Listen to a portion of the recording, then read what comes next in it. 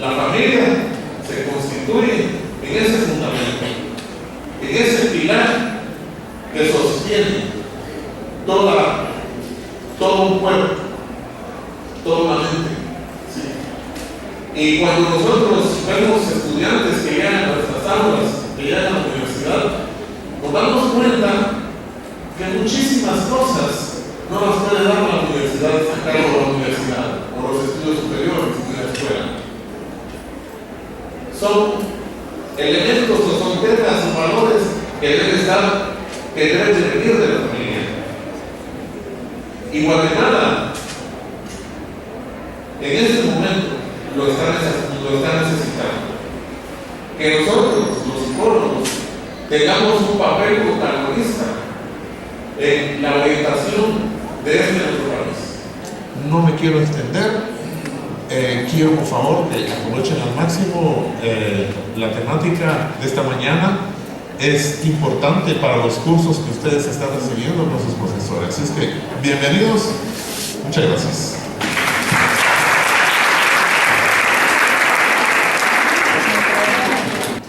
Para nosotros, los vocales estudiantiles, ante el Consejo Directivo, es un honor estar presentes en este auditorio para la realización de la conferencia Importancia de la familia en el desarrollo psicológico infantil.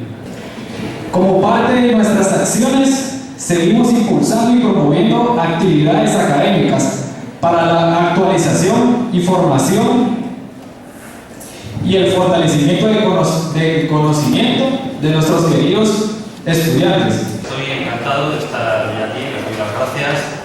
Doy también las gracias a la Universidad de San Carlos por tan amable presentación. Quiero dar también las gracias a la Fundación Universitaria Iberoamericana, FUNIBER, que también me está tratando estos días. Tengo que reconocer que es la primera vez que estoy en su país, en Guatemala.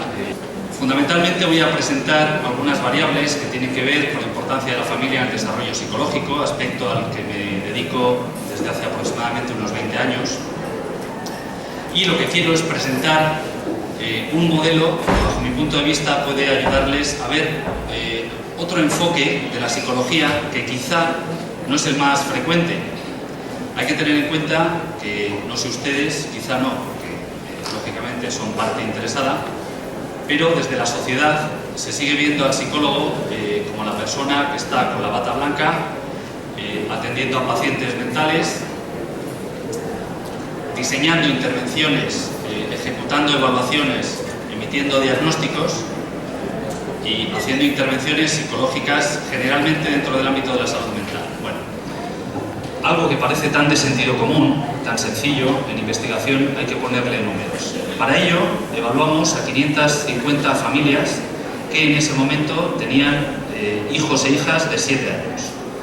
Observamos, lógicamente, que las familias que tenían mayor calidad del contexto familiar tenían hijos e hijas más desarrollados en todas las áreas. A partir de ese momento nos dimos cuenta, en ese contacto con las familias, de la importancia que tenían las políticas preventivas de intervención familiar. Es decir, en esas entrevistas que hacíamos a las familias, y luego aclararé un poco algún asunto con relación a esto, en esas entrevistas las familias nos planteaban todas las dudas cotidianas que tenían en su quehacer diario en la crianza. Es decir, es difícil que una familia que tiene ciertas dudas con sus hijos e hijas vaya donde un psicólogo a plantearlas, porque quizá no tienen la gravedad suficiente como para pedir una consulta. Entonces, en ese caldo de cultivo, en esas circunstancias, las familias de alguna forma nos preguntaban cuestiones cotidianas tales como ¿cómo tengo que hacer para que mis hijos e hijas tengan un control de esfínteres adecuado? ¿O qué cuestiones puedo llevar a cabo para que mis hijos duerman bien? ¿O para que tengan unos hábitos de alimentación adecuados? ¿O para que se adapten correctamente a la escuela? ¿O para que mis hijos adolescentes tengan una relación social normalizada, etcétera? Es decir, cuestiones de la vida cotidiana. A partir de ahí empezamos a pensar en esta iniciativa y pusimos en práctica un servicio que lleva funcionando 10 años desde la universidad, en el cual cualquier familia se puede dirigir a nosotros de forma gratuita, puede hacer cualquier consulta que se le ocurra sobre la crianza de sus hijos, sean niños o sean adolescentes. Por lo tanto, en el marco de estas premisas nos situamos en lo que actualmente en Europa se está potenciando mucho, que es lo que se viene a llamar la parentalidad positiva. La parentalidad positiva son todas aquellas acciones que llevan a cabo las familias para que sus hijos tengan un correcto desarrollo psicológico. Estas características o esta iniciativa se viene llevando a cabo en Europa desde que en el año 2006 el Comité de Ministros del Consejo de Europa impulsó todas las políticas de intervención en parentalidad positiva, porque realmente se ha demostrado que tienen una finalidad adecuada, que son del todo preventivas.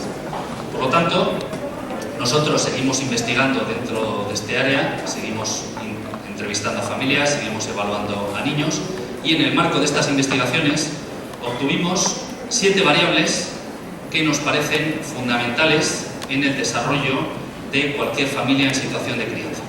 Son las variables que enseguida les voy a presentar. Bueno, yo he preparado esta sesión desde un punto de vista teórico-práctico. Bueno, no contaba, sinceramente no contaba con que ustedes fueran tantos. Pero aprovechando que yo soy profesor y que ustedes son estudiantes, les voy a hacer algunas preguntas, si les parece. ¿De acuerdo? Entonces vamos a intercalar, vamos a intercambiar algunos comentarios. A ver si les interesa y a ver si acertamos. Bueno, en primer lugar, la primera variable que a nosotros nos parece relevante dentro del entorno familiar, y aquí también quiero hacer referencia a un autor que se llama Bronfenbrenner, que tiene una teoría de sistemas familiares, que es un poco el modelo teórico sobre el que nosotros nos sustentamos. Es decir, la familia es un sistema de 4 anillos, en el cual en el primero se sitúa la familia nuclear, es decir, padres, madres, hijos, las personas que conviven en un núcleo familiar. En el segundo anillo estaría la familia extensa, sería toda la parte de la familia que tiene que ver con abuelos, con tíos, con primos, etcétera, la familia extensa. En tercer lugar se situaría el contexto escolar, nos vamos alejando ya un poco más, y en el último lugar se situaría la sociedad, los amigos, la política, la religión, etcétera, un poco todos los factores sociales.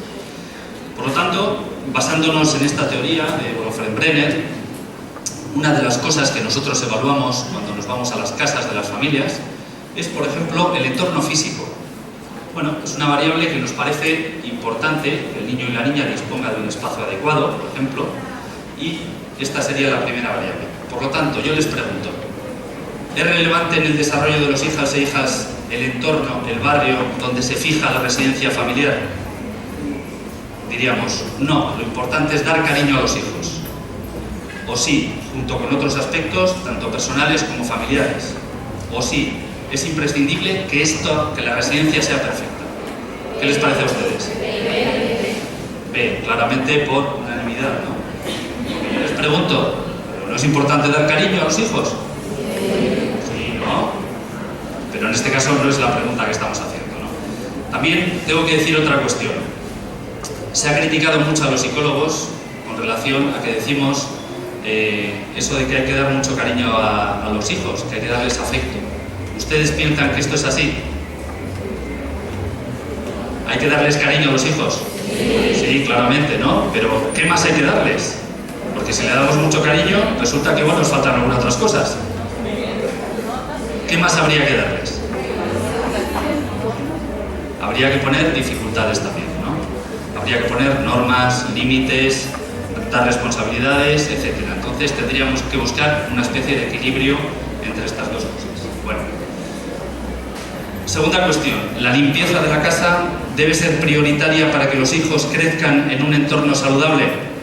No es prioritaria, pero sí se debe tener en cuenta. No es prioritaria, cada uno puede tener la casa tan sucia o tan limpia como quiera y esto no tiene nada que ver con la educación de los hijos, o sí es imprescindible. La A claramente, ¿verdad? Sería algo que no es prioritario, pero lógicamente los aspectos higiénicos iba a ser una cuestión importante. Yo pensaba que me iban a decir la B. ¿Por qué? Porque yo cuando pregunto a mis alumnos de la universidad y les pongo varias opciones de respuesta, lo que siempre me dicen es que la buena es la más larga. Claro. En este caso no es así, evidentemente, ¿verdad? Bueno, otra cuestión. Y seguimos con aspectos, esta parte del entorno físico es lo que nosotros llamamos aspectos ecológicos, es decir, el mundo donde se está moviendo, el micromundo donde se está moviendo ese niño y esa niña, ¿no? La manera en que una casa esté adornada o amueblada puede resultar estresante para hijos e hijas. A. No tiene nada que ver con el estado de los hijos. B. Puede, si la casa se convierte en un lugar saturado y sin espacios propios. O C. Más que estresante, puede resultar estimulante. Claramente la B, ¿no? Es decir, un espacio sobresaturado donde el niño no se pueda mover libremente, no tenga acceso, por ejemplo, a una mesa de estudio o a otro tipo de recurso, pues puede ser algo no adecuado. Bueno, por lo tanto, resumiendo, con relación a este primer punto, a esta primera variable, el entorno físico tiene varias características. En primer lugar, lo ideal, y nosotros nos vamos a poner en el punto de vista de lo ideal. Ustedes son muy jóvenes. En mi época, cuando yo era un poco más joven, todavía de lo que soy ahora, en mi época había una serie en televisión que se llamaba La Casa de la Pradera. No sé si a ustedes les suena, imagino que no. Bueno, era una serie de televisión que estaba situada en el medio oeste, donde había una familia típica, con un matrimonio con 2 hijas, y bueno, todo era maravilloso, nunca se enfadaban, siempre se lo pasaban bien, no había problemas, no había enfados, no había... Bueno, por lo tanto, a veces nos dicen que nosotros, los psicólogos que nos dedicamos a esto, a la psicología de familia, que somos un poco la casa de la pradera, ¿no? Porque todo tiene que ser como muy perfecto. Bueno. Por lo tanto, puntos importantes. Como digo, la vivienda debe ser segura, libre de peligros. El entorno exterior de la vivienda debe disponer de un espacio de seguro para el juego. Importante el juego como actividad estimuladora del desarrollo. El interior de la vivienda no debe ser oscuro ni resulta perceptivamente monótono, ¿de acuerdo? Las habitaciones no están saturadas, que decíamos antes, la casa está razonablemente limpia y no excesivamente desordenada, como variables importantes. Bueno, primera variable, por lo tanto, potenciadora del desarrollo psicológico, variable, como decía, más ecológico. Segunda variable, cuidado sustituto. ¿Qué es el cuidado sustituto? Pues el cuidado sustituto es el cuidado que ofrece alguna persona o alguna institución cuando los padres y las madres no pueden estar con sus hijos porque resulta que están trabajando, ¿verdad? Bueno, en este caso, cuidado sustituto. En primer lugar, contratar a una persona de forma estable puede ser adecuado para cuidar a un niño pequeño. Sí, si cumple un perfil adecuado y no se abusa del tiempo que pasa con el menor. O no, porque le puede perjudicar el hecho de no estar con su padre y con su madre. O no, porque es un profesional. Claramente la, ¿verdad? Sí, si cumple un perfil adecuado y no pasa demasiado tiempo. Aquí hay una cuestión que a mí me suele gustar insistir con relación al cuidado sustituto. Yo sé que en Guatemala, en España, hay una opción para las familias que tienen hijos de escolarizarles de forma temprana. Me refiero de forma temprana a partir de las 16 semanas. No sé aquí en Guatemala si esto ocurre. Ahora sí. Bien. Yo no sé qué piensan ustedes de la escolarización temprana con 16 semanas, pero bajo mi punto de vista, bueno, es una solución, es un recurso que se ofrece a las familias que no tienen otra opción, pero creemos, y así nos lo demuestran un poco los datos que hemos ido teniendo en las investigaciones, que no es un factor positivo. Hace poco estaba con un compañero, con un catedrático de psicología, que decía: escolarizar a un niño con 16 semanas es maltrato. Suena como muy rotundo, pero yo creo que algo hay por ahí. Algo hay por ahí. Estamos privando a los niños y a las niñas de la convivencia con sus padres y con sus madres, de ese establecimiento de la vinculación afectiva que es tan adecuada, sobre todo en ocasiones cuando esta escolarización es por muchas horas, porque puede llegar en algunos casos a las 6 o 7 horas. Y eso puede ser, desde luego, muy perjudicial para el niño. Bueno, por lo tanto, hemos quedado de acuerdo que sería la A. Cuando niños y niñas se quedan en casa con una persona que les cuida, A. Los adultos no tienen que despedirse de ellos para que no sufran. O B. Es mejor una despedida corta diciendo cuándo se volverá. O C, hay que despedirse durante bastante tiempo para que se queden tranquilos y consolarles. ¿He oído alguna C? No, B, ¿verdad? Hay que tomar una despedida corta, no alargarlo demasiado para desaparecer temporalmente, lógicamente. ¿Vale? Bueno, en tercer lugar, ¿la guardería es una buena opción para el cuidado? A, no, porque es un lugar extraño. B, sí, porque está atendida por profesionales. O C, sí, aunque no se debe abusar del tiempo que se pasa allí. Claramente la C, ¿no? Sería la menos mala, al menos. Desde este punto de vista, bueno, la persona que se encarga de cuidar de los hijos e hijas, sea en el formato que sea, cuidador, abuelos, tíos, etc., debe conocer los criterios educativos de la familia nuclear para actuar con coherencia. Y esto a veces es motivo de disputa. A, no, porque ellos ya tienen sus propios criterios y experiencia. Los abuelos son expertos criadores muchas veces y ya tienen sus propios criterios. O B, sí, porque aunque los conozca debe aplicar los suyos propios. O sí, porque de esta manera transmitiremos los mismos criterios educativos a hijos e hijas y les beneficiará. C, ¿verdad? Porque es la más larga. Sería la más adecuada, ¿verdad? Bueno. Última cuestión del cuidado sustituto. Los abuelos disfrutan cuidando de sus nietos mientras el padre y la madre trabajan. A, sí, porque es su obligación como abuelos. O B, sí, cuando aceptan voluntariamente la responsabilidad. O no, porque son ya muy mayores y no pueden cuidar a los hijos. Claramente, ¿no? Cuando aceptan voluntariamente esa responsabilidad. No tiene que ser una responsabilidad impuesta en ninguno de los casos. Bueno, ¿cómo definimos el cuidado sustituto? Aunque todos tenemos en la cabeza lo que es. Tiene que ver con todas las actividades de cuidado, atención, estimulación, realizadas por distintas personas a los padres biológicos o tutores legales de los niños en los primeros años de vida previos a la escolarización formal. Se denomina sustituto porque sustituye, lógicamente, al cuidado, atención, estimulación que proveen tanto padres como madres, ¿no? Esta sería una definición clásica de lo que es el cuidado sustituto. En este caso, ¿cuáles son las formas más habituales de cuidado sustituto que utilizan las familias? Pues puede ser o bien la contratación de una persona en el ámbito laboral del servicio doméstico, o bien la realización de los cuidados infantiles por parte de la familia extensa, o la ubicación de una guardería infantil o centro de educación, que puede ser bien público o bien privado. Estas serían fundamentalmente las tres opciones que nos encontramos, ¿verdad? ¿Cuáles son las características ideales de este cuidado? En primer lugar, que sea solo sustituto, muy importante, y que no se convierta en el cuidado fundamental, es decir, que no pase demasiadas horas con el cuidado sustituto, como decíamos antes. Si es posible, el cuidado sustituto, lógicamente, no debe extenderse a lo largo de toda la jornada. También es importante que el cuidado sustituto sea estable y que responda adecuadamente a las necesidades infantiles, es decir, en la medida de lo posible que sea la misma persona la que se encarga de ese cuidado, no sea un día una persona, otro día un vecino, otro día un tío y otro día un primo segundo. Bueno, tercera variable, implicación de la familia. La participación en la crianza de ambos miembros de la pareja, pongo entre paréntesis si los hay, porque nos encontramos con distintos modelos de familias actualmente. Puede ser que sea una familia monoparental, ¿no? Con una única persona. ¿Favorece el desarrollo psicológico de los hijos? A, sí, porque lo ideal es que ambos cumplan papeles similares dentro de la familia. O B, no, porque las mismas funciones las puede cumplir uno de los dos.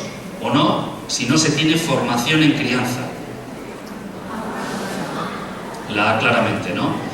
Lo ideal es que los dos miembros de la familia se complementen de alguna forma y cumplan las funciones de crianza. Eso sería lo que responde al fenómeno de la coeducación. La implicación de ambos miembros, lo mismo cuando los hay en la educación, ¿forma parte de sus responsabilidades? Sí, porque al no delegar responsabilidades se vive la crianza de una forma más plena. O sí, porque es una forma de contentar a la otra persona. O no, porque con que uno trabaje fuera de casa y otro en casa ya es suficiente.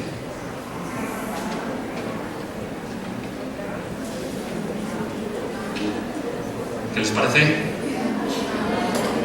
La A, ¿verdad? Al no de la responsabilidad se vive la crianza de una forma más plena, hay más implicación. Aquí hay que tener en cuenta una cosa.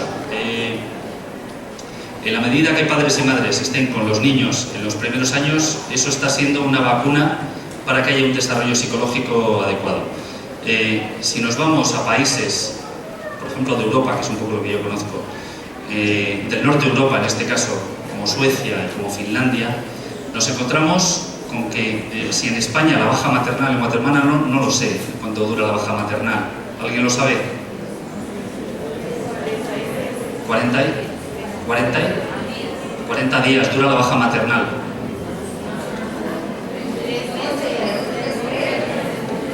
Pero una vez que ha nacido el niño, 40 días. En España son 16 semanas, es más. Fíjense, en Europa, en Suecia y en Finlandia, dura un año. Dura un año y les pagan, efectivamente, el sueldo completo. Así que igual nos tenemos que ir yendo todos poco a poco hacia el norte de Europa y regresamos al del año. Claro, en Canadá, por ejemplo, son 2 años. Así que nos olvidamos de Suecia y Finlandia y nos vamos a quedar. Bueno,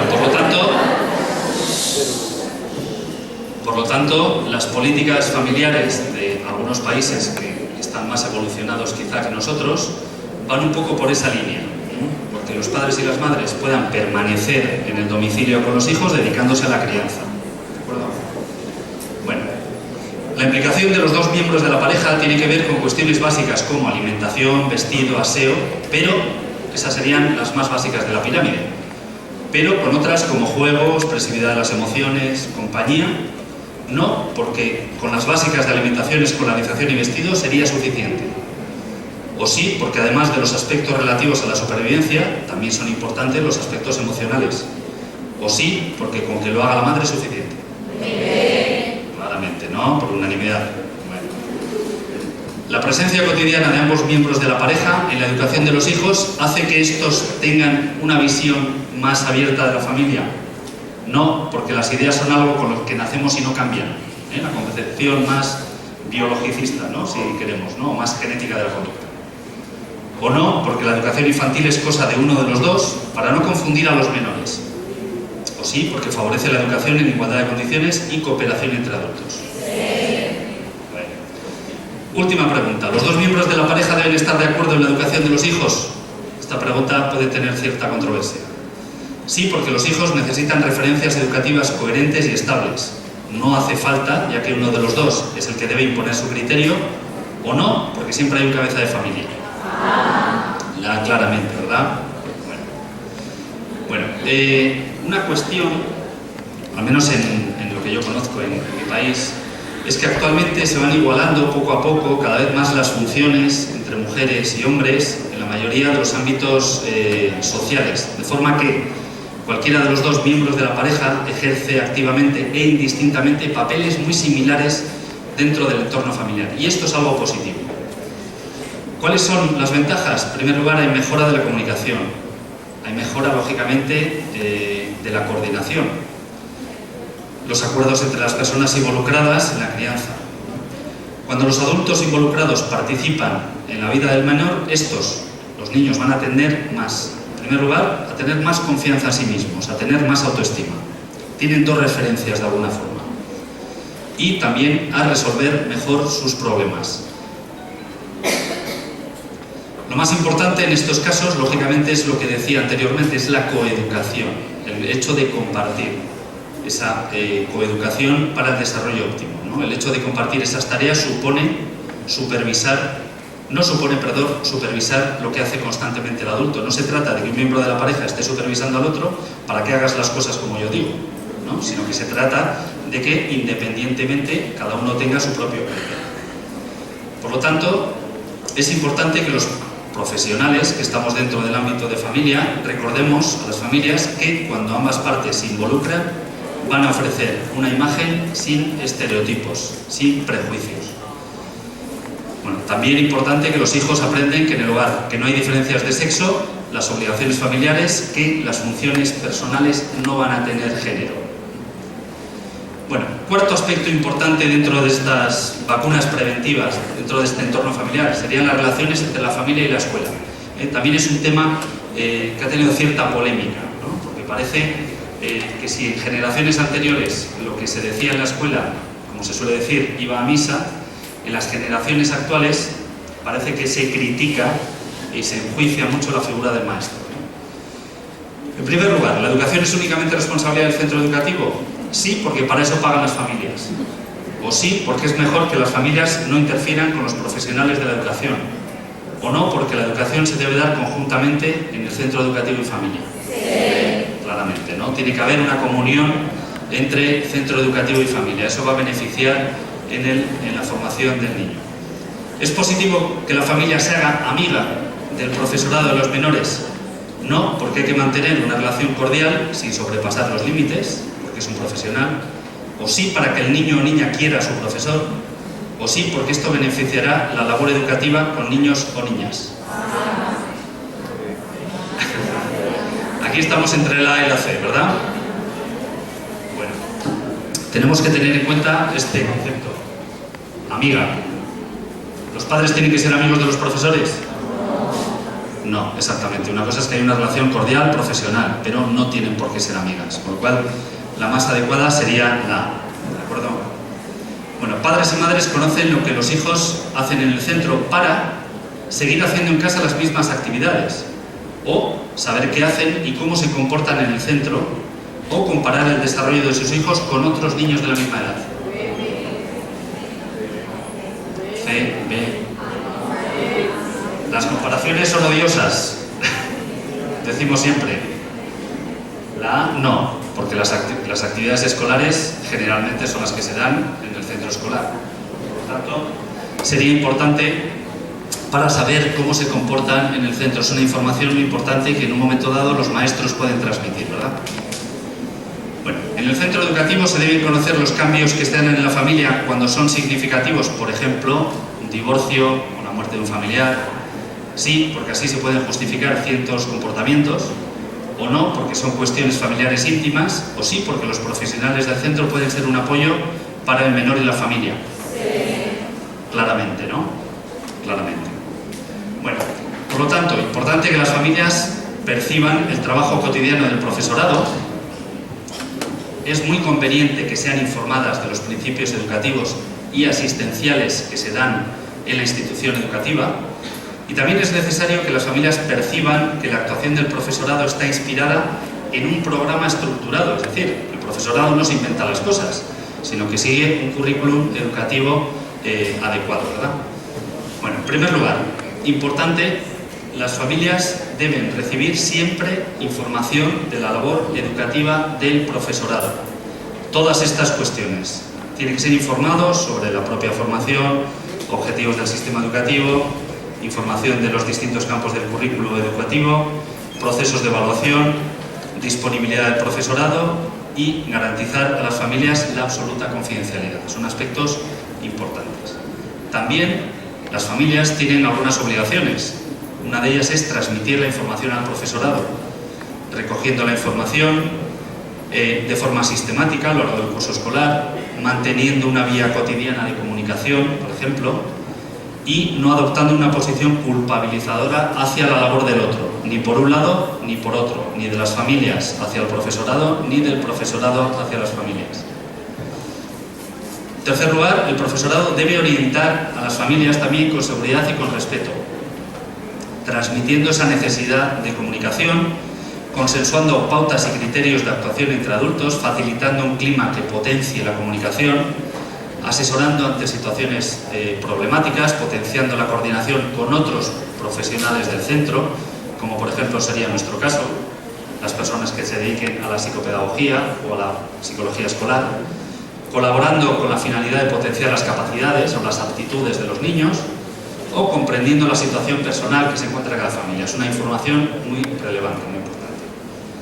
Bueno, seguimos avanzando. Quinta variable, las relaciones con la familia extensa. ¿Qué es la familia extensa? Lo hemos medio dicho ya antes, ¿verdad? Padres, madres e hijos, o bien padres, madres, hijos, además de amigos, o padres, madres, hijos, abuelos, abuelas. Sí. Sería la C, claramente, ¿no? Ya lo hemos dicho antes.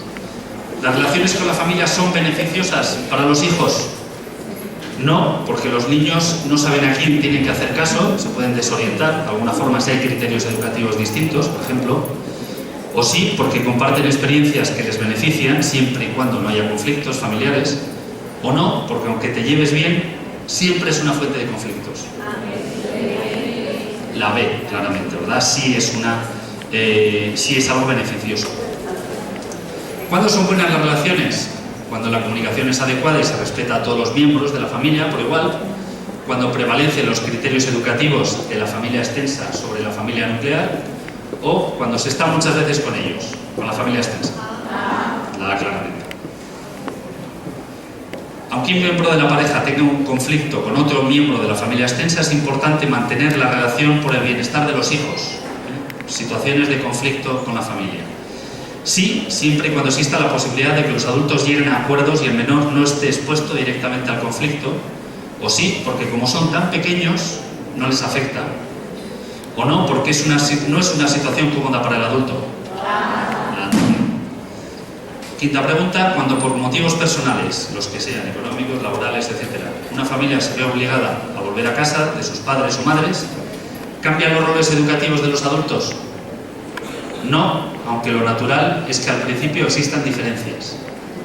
Sí, porque en esta nueva situación los abuelos y abuelas también tienen que decidir sobre la educación de los nietos. O no, porque la responsabilidad educativa sigue recayendo en los padres, aunque es verdad que se produce un cambio en el funcionamiento y la dinámica. Sí. La C claramente también. Bueno, por lo tanto, en algunas sociedades, al hablar de familia, hablamos de familia nuclear, mientras que en otras se hace referencia a la familia extensa. ¿No? A veces cuando hablamos de familia, dependiendo de la situación cultural en la que nos encontremos, nos podemos estar refiriendo a unas u a otras, ¿no? También es cierto que existen, un poco en esta definición, otros tipos de familia que tienen características distintas a estas familias nucleares y extensas, donde priman algunos aspectos como la afinidad, la solidaridad, la convivencia, etc. Y en este caso podríamos hablar también de familia ampliada. Digamos que tiene unas características diferenciales. Porque hay que recordar, o hay que insistir en que la mera consanguinidad, la mera sangre, digamos, no garantiza el establecimiento automático de lazos solidarios con los que se caracterizan las familias. Digamos, en un dicho común, ¿no?, que el roce de alguna forma hace el cariño, ¿no? Bueno, consecuencias en la pareja de una mala relación con la familia extensa. En primer lugar, dificultad de la pareja en constituirse como pareja, como tal. Dificultades en ese caso. Problemas para la toma de decisiones cotidianas, en algunos casos puede ser por dependencia emocional hacia la familia extensa. También pueden ser conflictos en la pareja por ausencia de intimidad y libertad, y en los casos más graves pudiera llegar a una situación de ruptura, de separación y de divorcio. ¿Qué se puede hacer para mejorar esas relaciones con la familia extensa? Pues en primer lugar recordar que la vida en familia es fundamental para la formación de la personalidad y que haya un desarrollo psicológico infantil adecuado. Mantener una relación positiva en la pareja, lo que genera un ambiente, un caldo de cultivo adecuado.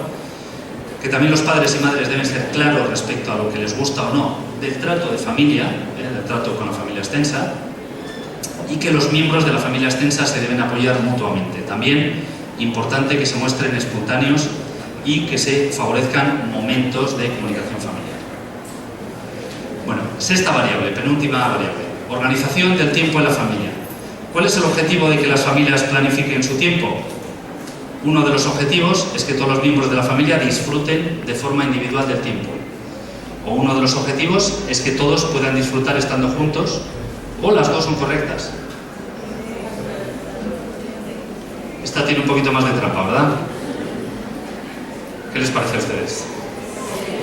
Quizá la C sea la más completa, es decir, el tiempo en familia es muy importante compartirlo de forma conjunta, pero también es adecuado y es sano para el desarrollo psicológico de todos los miembros el mantener espacios individuales. Esto sería también una cuestión interesante. Bueno, esta está repetida y no la voy a poner. Si hace mal tiempo, por ejemplo, está lloviendo fuera, y no se puede salir de casa, las familias tienen que entretener a los niños para que no se aburran. O deben aguantarse, ya que no se puede hacer nada. O bien hay que buscar actividades que gusten a todos y que entretengan. La C, claramente, ¿no? Hay muchos casos, hay muchas familias que tienen la sensación de que tienen que entretener a los niños, o que de alguna forma tienen que estar constantemente evitando que se aburran. Bueno, es importante que los niños jueguen en familia, jueguen de forma conjunta, pero también hay que mantener espacios individuales. También sería una cuestión relevante en este sentido, que el niño tiene que aprender, por una parte, a aburrirse, porque es parte de su frustración personal, y a jugar solo. Bueno, ¿qué actividades se pueden organizar, por ejemplo, con un niño de 2 años? Ninguna, porque eso es muy pequeño. Actividades culturales que les estimulen intelectualmente, tales como teatro, cine, o por ejemplo llevarles a la piscina.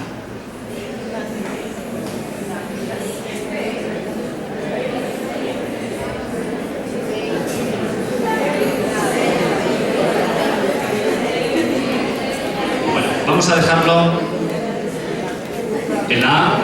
Queda claro que no siempre se puede hacer alguna actividad con un niño, tenga la edad que tenga, ¿no? Bueno, vamos a dejarlo un poco entre estas dos. Aunque puede parecer que sea muy pequeño para ir al teatro, ¿no? Quizá, bueno, una función muy infantil, ¿no? Una cosa como muy infantil. Llevarles a la piscina también pudiera ser, ¿no? Un poco vamos a dejarlo entre esas dos. Bueno, importante, organización del tiempo en la familia. Y en este caso, también importante la regulación entre familia y trabajo. Uno tiene la sensación, yo que trabajo mucho con las familias, tiene la sensación de que se le dedica muy poco tiempo a la crianza de los hijos y de las hijas, ¿no? Muchas veces decimos que no corren buenos tiempos para la crianza. ¿Por qué? Porque muchas veces los padres y las madres estamos tan ocupados en nuestros trabajos que cuando llegamos a casa, llegamos tarde, llegamos cansados y en ese momento no nos apetece muchas veces poner normas, poner límites, manejar los conflictos, etc., ¿no? Entonces, eso favorece en esta llamada sociedad del bienestar en la que parece que estamos. Favorece de alguna forma un estilo educativo más bien sobreprotector, ¿no? Un estilo educativo muy permisivo, lo que dices, bueno, como estoy poco tiempo con mi hijo, el tiempo que voy a estar espero que sea de calidad, digamos, con pocos conflictos. Eso sería un problema, por lo tanto, habría que regular el tiempo del trabajo. Última variable, con esta ya termino y les dejo descansar. El conflicto familiar y el estrés parental. Aquí hay una cuestión que a nosotros nos preocupa especialmente. En esa investigación que hicimos de las 550 familias que les decía al principio, nos encontramos con que en general, lógicamente, cuanto más calidad del contexto familiar, mayor desarrollo psicológico infantil, pero nos dimos cuenta que había 3 cuestiones que salían un poco más desfavorecidas en esa panorámica, en esa visión que teníamos de las familias. Una de ellas era relativo poco interés en las familias en que sus hijos e hijas se socializaran con otros niños. Nos encontramos con tendencias cada vez más individualistas en las familias con relación a sus hijos. Esa era una de las cosas que nos preocupaba. Por otra parte, otra cuestión que nos preocupaba era el hecho de la sobreprotección, de los estilos educativos demasiado permisivos que estaba habiendo en las generaciones de padres actuales. Y la última tiene que ver con este asunto, con la exposición de los niños al conflicto conyugal. Veíamos unos porcentajes demasiado elevados para nuestro punto de vista, en los cuales los niños veían cómo sus padres se peleaban, lo cual, lógicamente, tiene un impacto muy negativo, ¿no? Sobre todo, me refiero a peleas ya de un cierto nivel de conflicto. Entonces, en este caso, denominamos conflicto familiar, por ejemplo, a una bronca, enfado entre una pareja que conlleve una ruptura posterior, a una contraposición de ideas diferentes que conlleve discusión, o a un enfado fuerte por diferencia de opiniones que conlleve gritos e insultos. ¿De qué hablaríamos?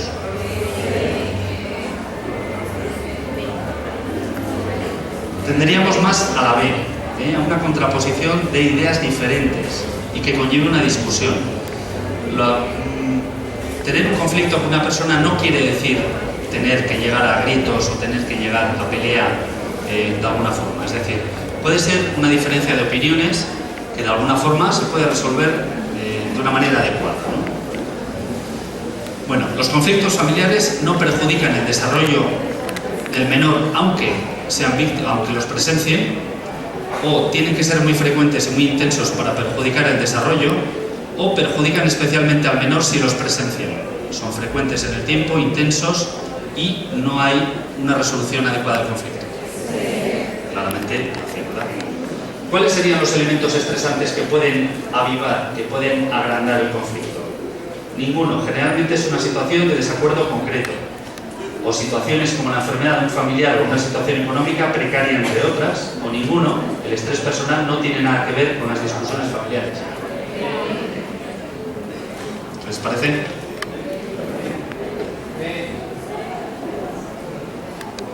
Pudiera ser cualquiera de ellas en realidad, ¿no es cierto?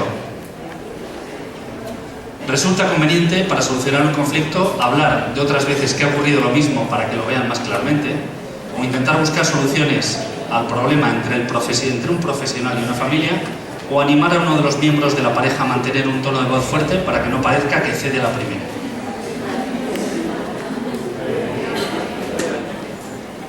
Quizá la más leve sea la A, ¿no? Quizá no hace falta llegar a un profesional, en algunos casos sí, ¿no? Pero estamos hablando en principio de conflictos leves. Y la última, el profesional debe enseñar a los miembros de una familia que cuando hay un conflicto llega un momento en el que podrán reconocer que uno de los dos tiene razón. No, porque es como enseñarles a perder fuerza y por tanto la discusión no es correcto, ya que hay que mantenerse firme para reflejar que se tiene razón, o sí, porque es útil remarcar la posición y sirve también de aprendizaje para la otra persona, ya que animará a que en otras ocasiones sea él o ella quien corresponda. Esta última, ¿verdad? También por ser la más larga. Bueno, por lo tanto, la mayor parte de las personas, cuando hablamos de conflicto, en general pensamos que es algo negativo, aunque no siempre tiene por qué ser algo así. Un conflicto puede ser una oportunidad para crecer, para aprender, para superar esa situación. Y es frecuente que con las familias también aparezcan conflictos en actividades cotidianas, ¿no? Con la pareja, con los hijos. En cualquiera de nosotros puede aparecer un conflicto en cualquier momento en las relaciones humanas. Eso es algo que es muy frecuente. Estrategias para solucionar los conflictos. En primer lugar, la comunicación, el diálogo. Todo conflicto siempre se resuelve a través del diálogo, no hay otra vía. No creamos que sabemos lo que el otro piensa, a veces nos adelantamos, ¿no? Decimos, ya sé lo que me vas a decir, ¿no? Realmente no tenemos una bola de cristal y no sabemos siempre lo que va a decir el otro. Intentar hablar de lo positivo del otro también sería importante, hablar y dejar hablar sobre lo ocurrido, no repetir demasiadas veces el mismo argumento, cuidar el tono de voz, son cuestiones que pueden ayudar a resolver los conflictos. ¿Por qué? Porque potencian la comunicación. No desviar el tema, no generalizar, evitar el siempre igual, siempre es lo mismo. Mantener principios básicos de educación, intentar buscar soluciones al problema o reconocer que en algunos momentos la otra persona puede tener razón, ¿no? Intentar no hacer esto que todos conocemos que es la atribución externa. Bueno, pues con esto terminaríamos esta exposición, estas 7 variables importantes, como digo, en el desarrollo de una familia y en el desarrollo de los niños y de las niñas. Muchísimas gracias por su atención.